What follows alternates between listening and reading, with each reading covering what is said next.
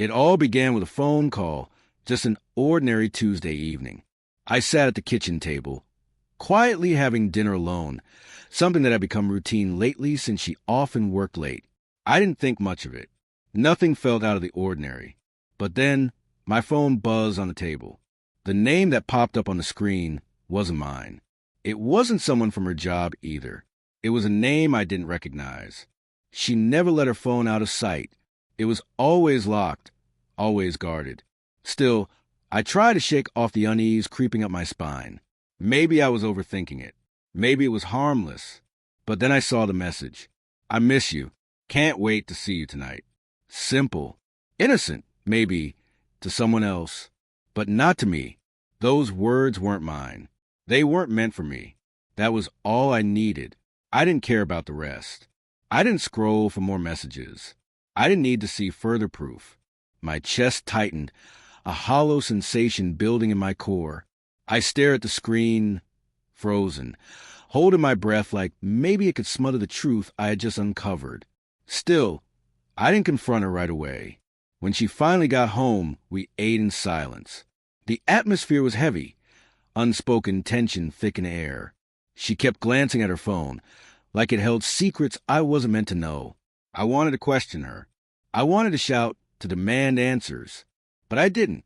I waited for the lies to crumble, for guilt to show itself on her face. After dinner, I got up and began clearing the dishes. She remained seated, eyes still glued to that device like she couldn't tear herself away. And that's when it hit me. There was no apology coming, no truth waiting for me, no closure. She wasn't going to confess. She wasn't going to own up. So I did the only thing I could. I left. No drama. No yelling.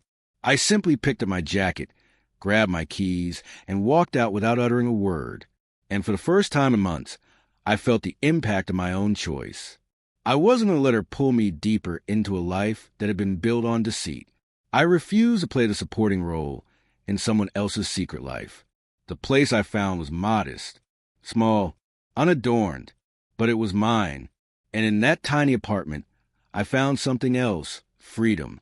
Freedom from the lies, from the hurt, from the years spent pretending everything was fine when everything was falling apart. I didn't have a plan. I didn't know what the next step was.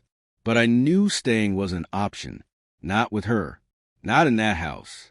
Time passed. I buried myself in work, kept my distance from friends. I wasn't ready to hear comforting lies like, "You deserve better." That didn't change anything.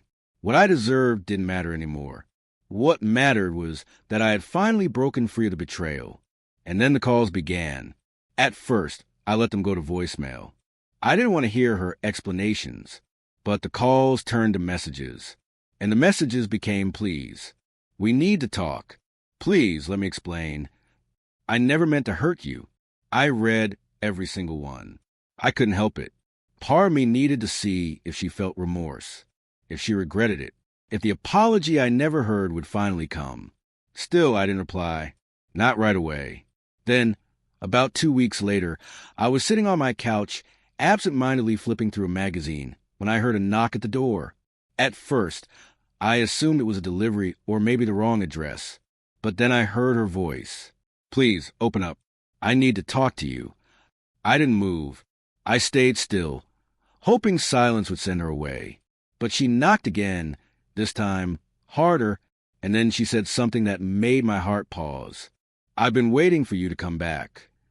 I opened the door, not to let her in, but to face what was left, to see if she realized what she had lost.